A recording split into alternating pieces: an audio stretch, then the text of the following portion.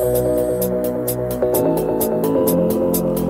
one is dedicated to each and every one of you who appreciate a great glass of wine. You know what I mean? It's Monday. Let's raise a glass to the beginning of another week. It's time to unscrew, uncork, or savor a bottle. And let's begin exploring the wine glass. Today, we are returning to Italy for the final segment of the Wine Scholar Guild's Abruzzo webinar. Join me as I learn from the WSG Italian Program Director, Andrea Ebbi, and two winemakers from Abruzzo. Together, they discuss their regions as well as key wine styles.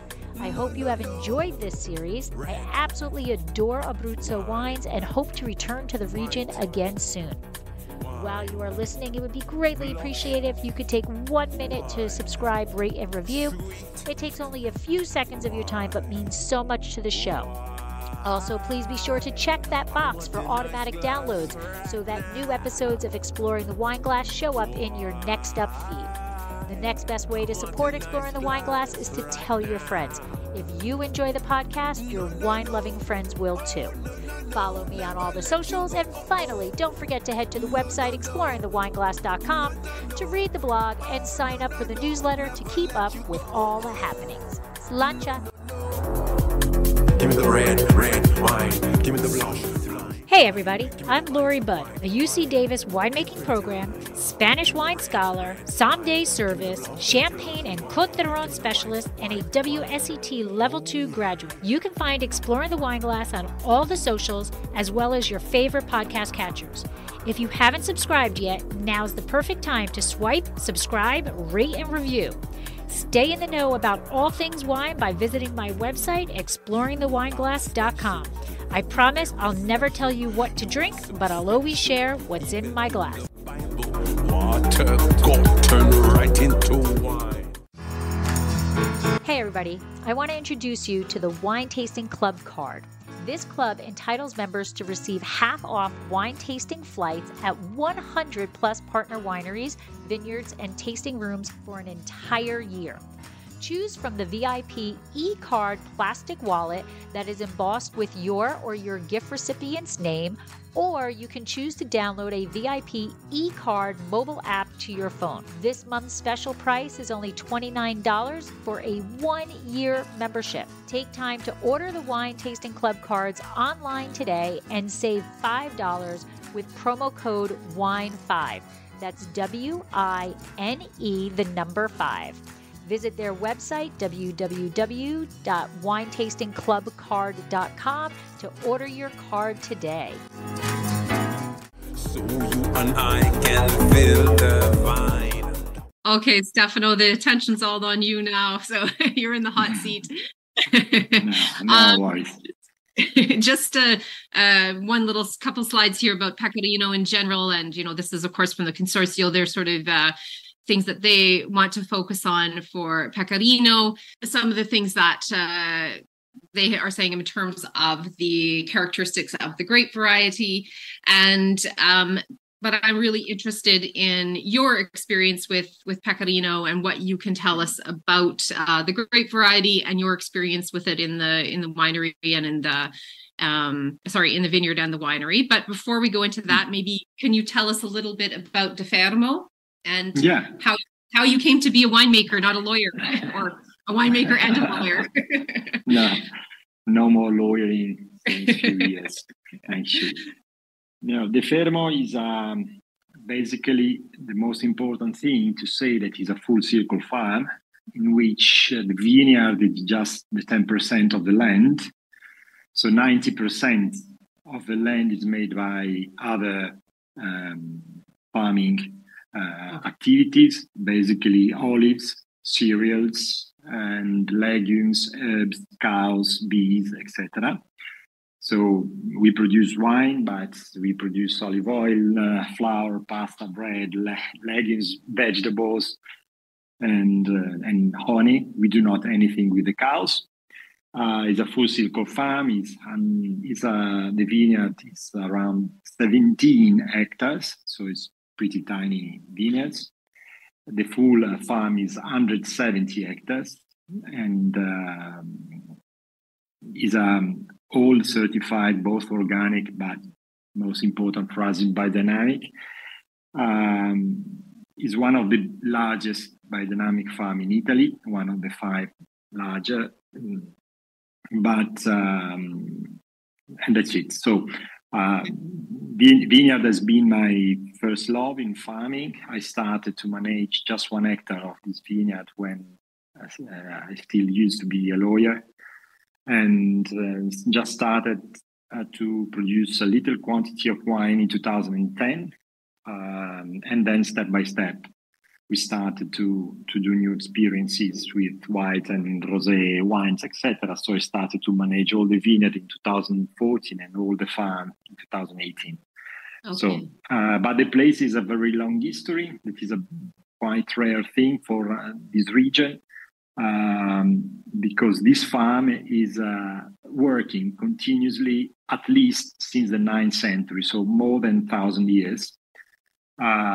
People used to do exactly the things that we are doing now, so viticulture, olive culture, and cereals, since the beginning, since the Middle Ages, basically. Not the family, because the family bought the place in 1785, but before was owned by another family, and before by an abbey of Benedictine monks. So it's a farming place.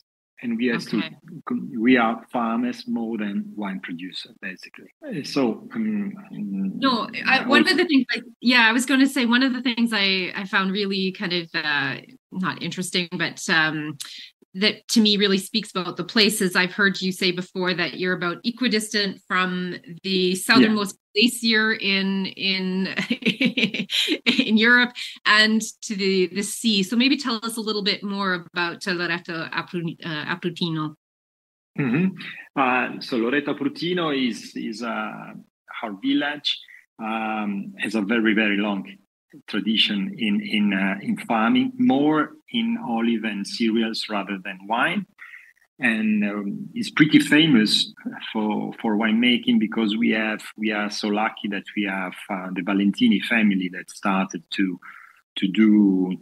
bottle their wine in the 60s, and they become immediately some of the best wine around the world. So we are lucky that Loreto have this family, and so the wine lovers knows about Loreto Abruzino. Okay. And the position is a pretty particular, because exactly in the middle between the glacier and the sea, we have the 2 biggest mountains of the Apennines very close to us. So the influence of the mountains are very important, rather than the sea, more than the sea. And is a quite energetic place. So we are allowed to do this kind of farming thanks to this fantastic place.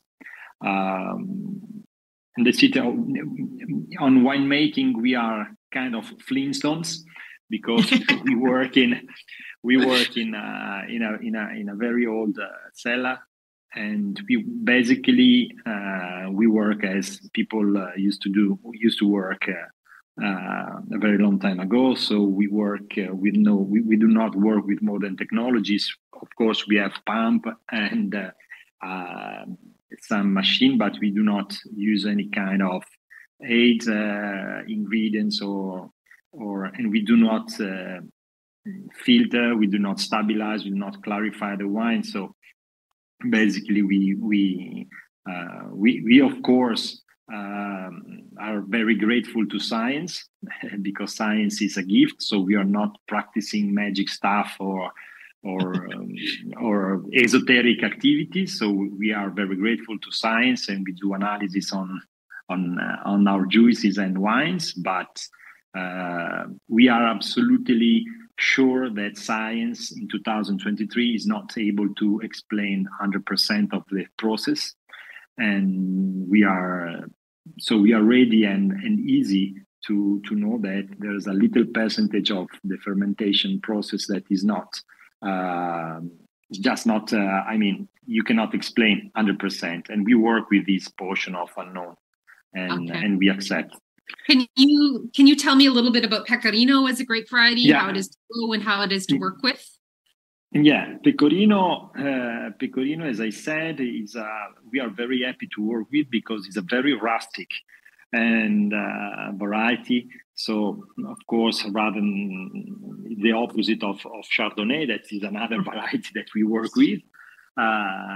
So it has Pecorino. It defends very well against frost, against mildew, against peronospora and oidium, everything. So. And the most nice thing that is a kind of mountain variety and keeps a very high acidity. And we do love wine with acidity. So it's our focus when we do the harvest is to keep a very attention to the acidity and to the pH. So the alive acidity of the juice and after all the wine. And Pecorino helps us a lot. We work for some technical information. We usually, when we pick up for harvesting, the Pecorino has the pH is around 3.00. Wow. And until 2016, it never did the malolactic fermentation and was in the very first year, 2013, we was a little bit scared to bottle wine without malolactic fermentation, but at the end, for our experience in that vintages, it never starts also in the bottle. So until 2016, we bottled without any malolactic fermentation. Then in 2017 it started, but I used to say as a joke that it started in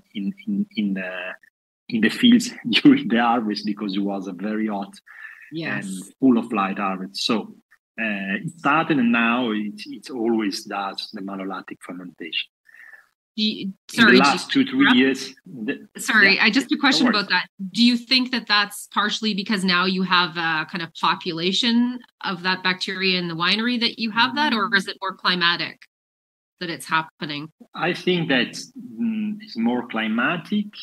Because it was funny because there was tonneau and barrel of other things doing the malolactic and it never starts. Okay. But actually it comes inside in a the biggest issue about climate change is that in the cellars in the last 5-6 years it changes a lot the population of yeast and bacteria. So everything changed actually here in Italy, in Europe basically. Yeah, that's something you really don't think of as an impact of climate change, but a huge impact on the wines when you have something like that happening going on. Okay, so I'm going to just go ahead and kind of taste the Don Carlino. If you could tell us, this is the 2020 vintage that I have. So it has a little bit of age on it, which I think is a nice thing for Pecorino. It's to me, it really starts to develop more complexity with some bottle age, and so I was really happy to find this wine. Maybe, can you tell us a little bit about how you feel Pecorino changes over time in the bottle? Yeah, so just to say that now we are selling the 2022, but if I could, I would sell now the 14 or 15. Because thanks to this acidity, even if it does a malolactic, the acidity is very high. So people is happy drinking young Pecorino, but after a few years, it composed in a more complex balance. So for sure, if you have the chance to drink some more aged Pecorino, is absolutely better. Don Carlino comes from, of course, we do harvest in little basket. Obviously, the harvest is by hand, little basket. And then we do not use modern presses, but we just use the vertical press that we used to call Torchio. And just part of the grape is the stem, part is not the stem, so is a full bunch. Okay. And it ferments basically in tonneau and in big barrel of 20-25 hectoliters. So the fermentation is in oak, not new, very well seasoned oak that we buy in Austria, and just that. So the fermentation is absolutely spontaneous. I mean, there's no any kind of pied de couve, no heads of yeast, and no temperature control. So the fermentation is sometimes are warm, but we are not worried of that. At the end of fermentation, we just fill the barrel. We do not do any rack. So basically, we keep the wine on the full lee of fermentation until the spring. We do the first rack in March, April, if we have no problem of reduction. And then a second rack before bottling in July. So it's more or less is a very, very Flintstone way of producing, but it's our way to work. So yeah, and one thing I like about your wines is because you have that, you've made that choice to ferment in the older wood. I never encounter any problems with reduction on your wines. And although I'm sure stainless steel would be easier in a lot of ways, I think the wine is the better for maybe having some air. Is that part of your sort of, winemaking choice, or why haven't you used any stainless steel? Stainless steel, it could be a good choice because it's very cheap rather than wooden barrel and concrete, and obviously it's very easy to wash. Yeah. So it's very yes. While barrels is pretty complicated. But in my experience, when you work with an alive material, in an alive liquid, in stainless steel, it goes in a true reduction, because in the stainless steel, our wine doesn't breathe, while they need a lot of air and not a lot of nitrogen.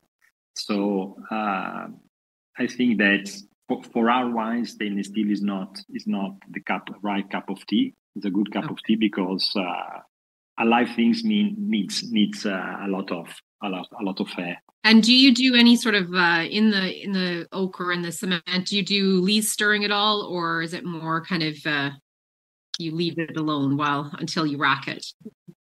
No, in the last year we used to do batonnage regularly, but in the last 3-4 years we stopped to do batonnage, and it's a kind of every single year is a new experience. So in the last 3-4 years, also due to the changes that we had with bacteria and yeast,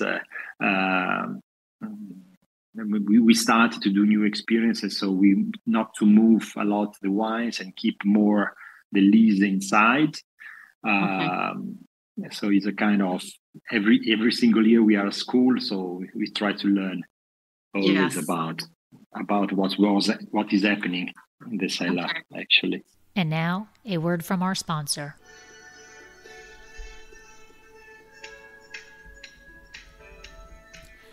Looking to be in the know about Dracaena wines? Want to be the first to know about our new releases and special offers? All you need to do is sign up for our newsletter. There is no commitment necessary, and I promise you we won't spam your mailbox with loads of messages. Need another reason to sign up? Quite possibly the best reason? You'll immediately get a discount code for 10% off your first purchase and be privy to newsletter-only discounts. Let Dracaena Wines turn your moments into great memories. Visit our website, www.dracaenawines.com, or use the link in show notes to sign up. It will take you less than a minute, but the rewards will last a lifetime. I'm just kind of keeping an eye on the Q&A in case there's things that I can't answer that you would be better suited to answer. And somebody's asking, do you find your wines taste differently based on what day it is according to the biodynamic calendar? They're not exactly. So biodynamic calendar is a very useful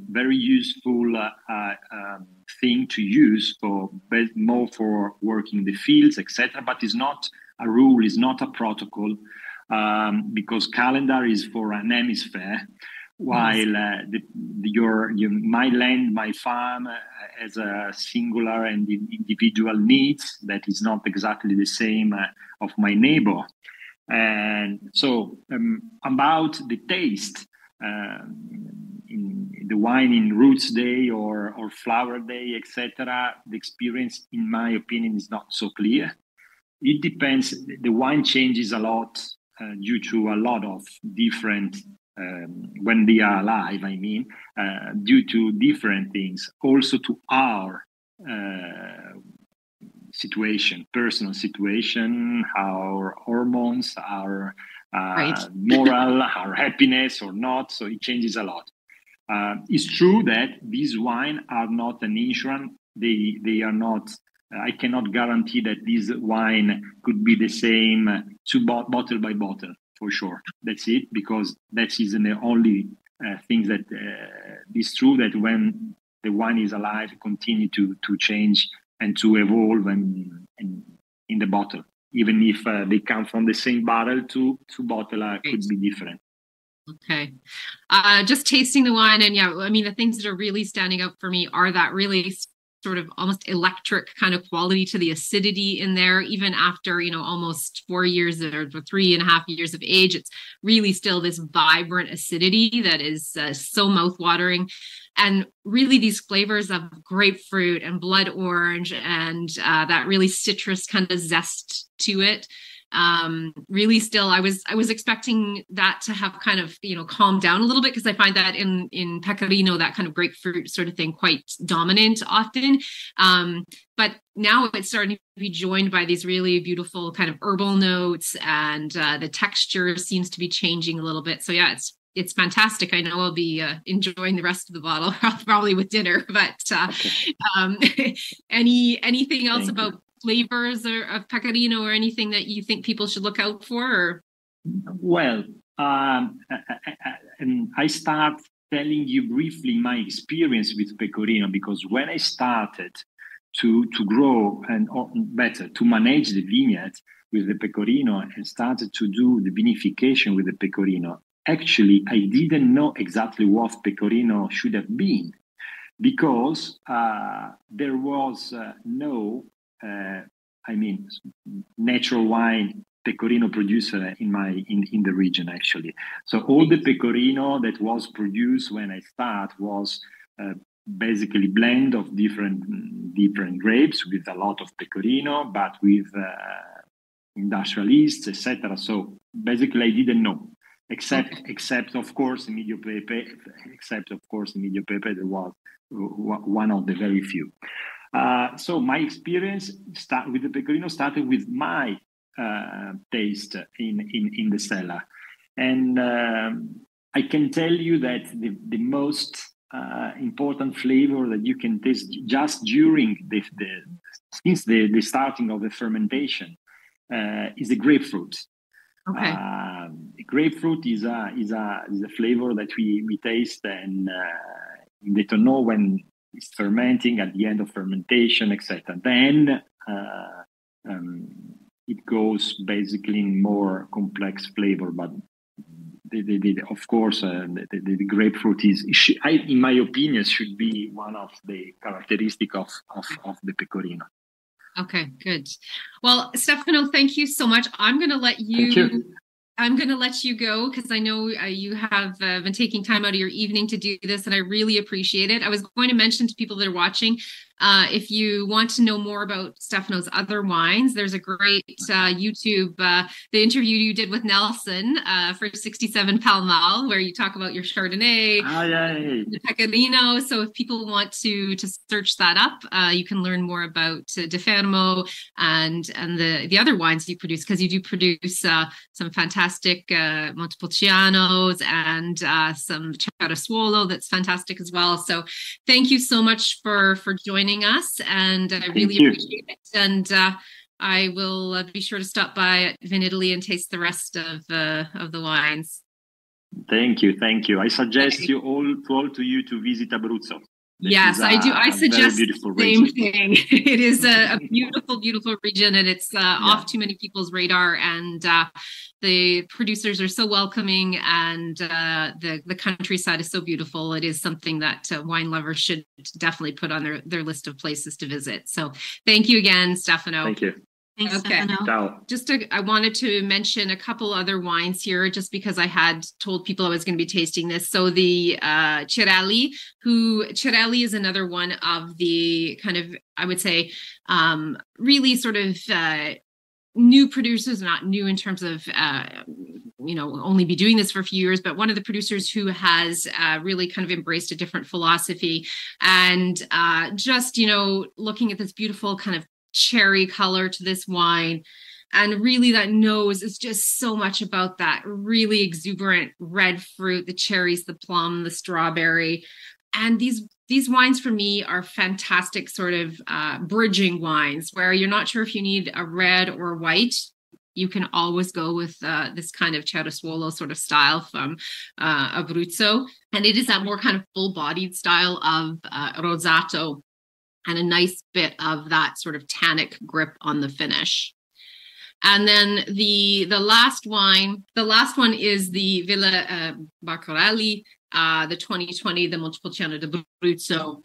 And I opened this last night with dinner, and it is such a great, I think, crowd-pleasing style of red wine. It has this kind of lushness and ripeness and fullness to it that fans of, California Cab, etc., really appreciate.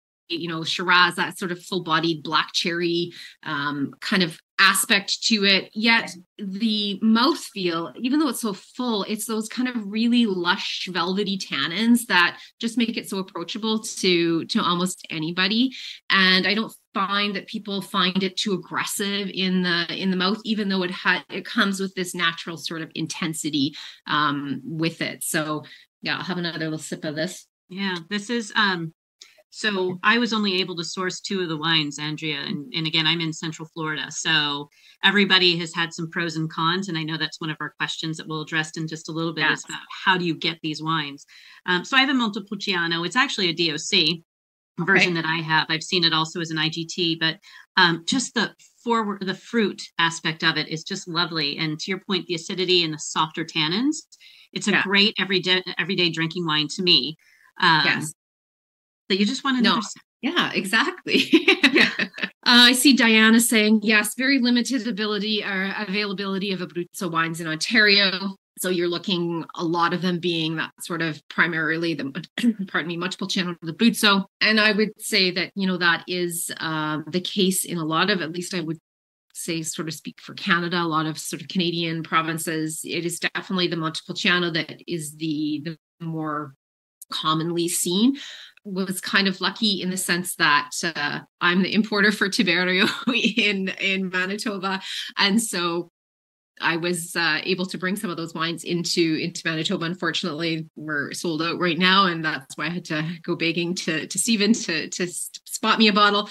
But and then the other ones actually kind of are more associated with, for failure of a better term, the more sort of natural wine kind of scene, even though I find, all 3 of these wines extremely clean and focused, and, it's just maybe more the approach of the producers are kind of associated with that sort of different philosophy in terms of farming and winemaking. But we're very lucky to have a couple places in the city that really kind of focus on those styles of wine. So I was able to source a few different styles of wine. So I would suggest, looking at maybe some of the importers or shops that kind of focus more on that sort of low intervention style of winemaking, and you might be able to find a few more examples that way. Wine.com and winesearcher.com and find, although granted I didn't have anything here in St. Petersburg, Florida, that there are some other places perhaps in your nearby vicinity. Mine are up in Atlanta or in New York, so you can order direct a lot of times in those areas. So those 2 sites. There was a question about the DOCs, and It is slightly kind of confusing because in the presentation last week, they focus on a few of those DOCs, and I just wanted to explain, and not all of the DOCs in Abruzzo, and I just want to kind of give a quick explanation of that. And that's because the presentation itself was originally created by the Consorzio, and the Consorzio does not represent all of the DOCs in Abruzzo. They represent some of them. So they really put the focus on some of those appellations, but not all. So please, read that chapter and you will see that there are more DOCs in Abruzzo, and there's even more to discover out there. And then Jesus had said currently 7 DOCs. Actually, I think there's 9 DOCs right now, and then the 2 DOCGs. So I think that is the current situation there. Peter's asking, are the canes pruned back to the permanent cordons each year? And I'm assuming that you're talking about Cristiana's pergola. Yeah, I would assume that those are pruned back. It's probably a very big job to do that. But I can certainly follow up with Cristiana and ask that question specifically. So let me just make a note about that. Okay. Sorry, I missed it. In Tiberio Vineyards, do they use layering with pergola when replacing the dead vines? I think they're actually doing like more of a propagating the massal selection and then replanting that way, Dilek. But that's a great question. I can ask that as well to Cristiana. And yes, they are just beautiful vineyards for sure. So Cristiana mentioned Trebbiano Spolentinos a lot as a grape variety. Is it allowed in the Abruzzo, Trebbiano d'Abruzzo wine blend? Not to my knowledge. I think it's just a blend, either or a blend of the Trebbiano Toscano and the Trebbiano Abruzzese. Okay. Would you say Pecorino is a good alternative for Chardonnay drinkers?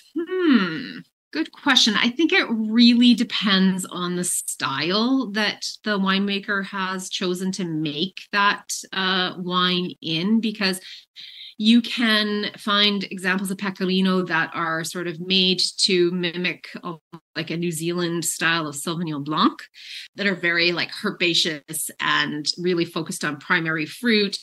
And then you can find Pecorinos that are fermented and aged in oak that have much more of that sort of, and especially if they've been kind of pushed through malolactic, then they can much more sort of resemble the body and weight of a Chardonnay. I wouldn't necessarily say it's a replacement for Chardonnay, but I think that a lot of Chardonnay drinkers can find things within a Pecorino that, especially the ones that are made in that more sort of oxidative kind of style, that they could probably enjoy. Grape variety mix at De Fermo. In terms of in the vineyards, I'm really not sure. I know that they do produce the Chardonnay, which is a great example of Chardonnay from Abruzzo. And, that's considered a very traditional variety there because it has been planted for a long time in that particular region.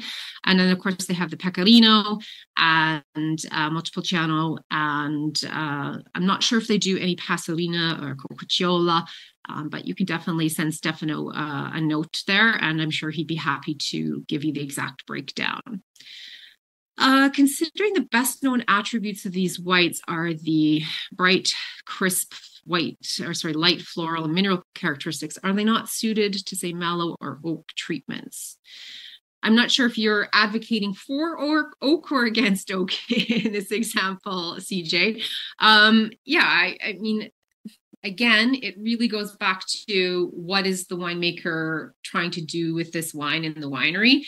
If you are really trying to capitalize on that bright fruit floral kind of characteristic, then using oak that has that still is giving flavor to the wine, or really pushing the wine through mallow would kind of cover up some of those really bright floral characteristics. However, if you're just sort of more embracing, letting the wine kind of take its own path, and you're using oak as more a neutral aging vessel that you're just allowing a little ingress of oxygen into, then you're going to kind of subdue a little bit of those floral kind of bright fruit characteristics, but you'll probably gain a little bit in terms of complexity and maybe emphasizing that sort of mineral character to the wine. So again, lots of things coming into play, and most winemakers are really sort of taking it based on, what does the fruit give you in that particular vintage, right? And you might have some differences year to year because of that. So Andrea, in your mind, point of view with the Pecorino, because a lot of people have been putting in the chat, it was this was the first time people have been introduced to Pecorino. Okay. And good conversation point is would you consider this a good alternative for those that are looking for Chardonnay alternative or a Sauvignon Blanc alternative? I mean, the acidity is more. Yeah, like you really need to know the producer. So there are some really great examples that the producer is choosing to kind of pick a little bit earlier, fermenting in stainless steel at a cooler temperature, really emphasizing those kind of herbal, herbaceous notes there. Of course, that natural acidity. Then you end up with something, especially if you age it in stainless steel or a neutral vessel. Then you end up with something that's resembles Sauvignon Blanc in a lot of ways. If you choose to go a little more sort of less productive and maybe incorporate some oak, then yes, you can get something that's a little closer to Chardonnay. I find that there's just a different quality to the acidity in Pecorino. It's just this really electric style of acidity. I find a lot of Chardonnay just really doesn't have Chardonnay tends to have, to me, a little more integrated type of acidity, more roundness to the acidity. And so that might be something that people kind of stands out for them. However, I think you have either of those styles with a meal, and that acidity becomes just a really, beautiful part of how the wine, it's one of those beautiful things that it brings to the table because it has that acidity that works so well with food. Very food friendly. Somebody's asking DOPG versus DOP. Please explain. So, yeah, that's a bit of a larger conversation. But if you imagine all the Italian wine kind of made in this sort of pyramid with your sort of table wine at the bottom, just your vino, and then your sort of IGT or IGP, which is more something like Toscana, IGP, Abruzzo, the IGP for Abruzzo now, right? The grapes can come from anywhere within that region. There's a little more flexibility in terms of the rules and regulations you need to follow. And then when you get to your DOP or DOC, then we're getting a little more specific about where that wine comes from. So, for example, you would, in Abruzzo, you could have the wine specifically coming from the Ceresole d'Abruzzo, DOC or DOP, right? So we know where it's coming from, the grapes are coming from. We know what the grapes are because that's all in those rules for it. We know how it's made because those rules are set out within the regulations as well. Then when you get to the very top of the pyramid, you have the DOPG or DOP or DOCG. And here we're talking about the wines from, in Abruzzo's case, like our Colline, Terramani, Montepulciano d'Abruzzo, and your Terre Tolesi, DOCG. Those are even more specific about where those grapes are coming from, where they're being grown, and there's just more rules and regulations.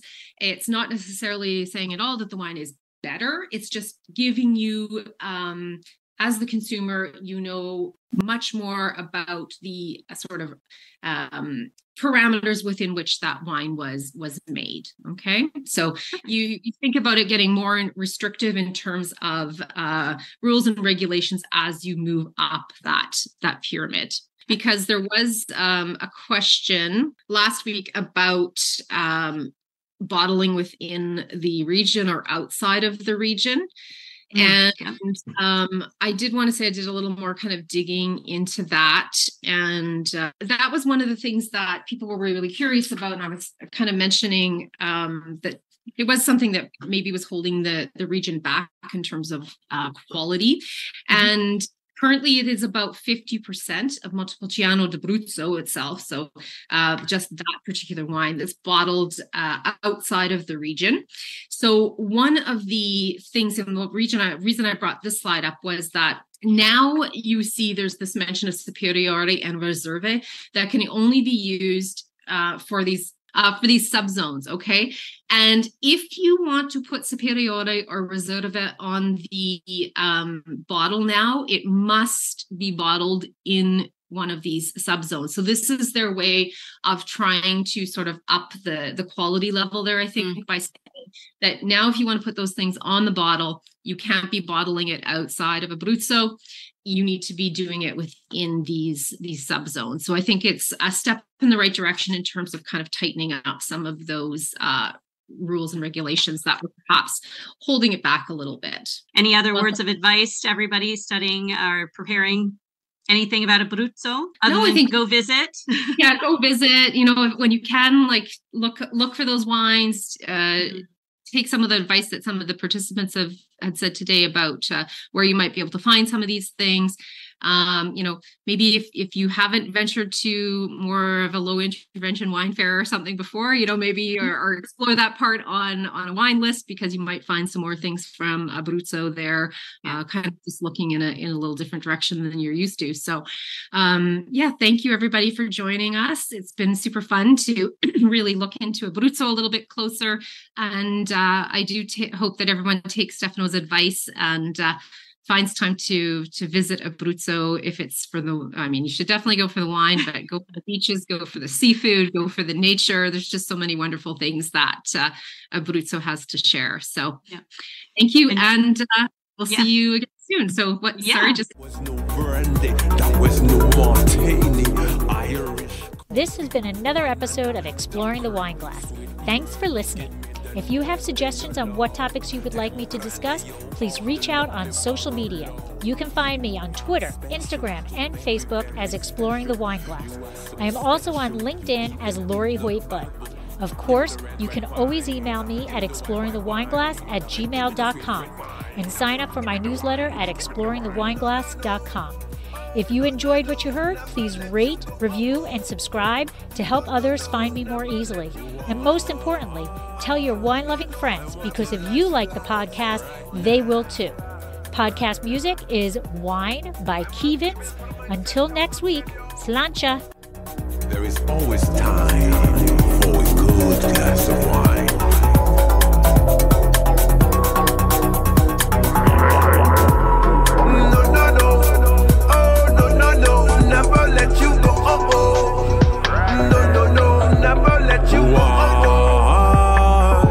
I want a nice glass right now.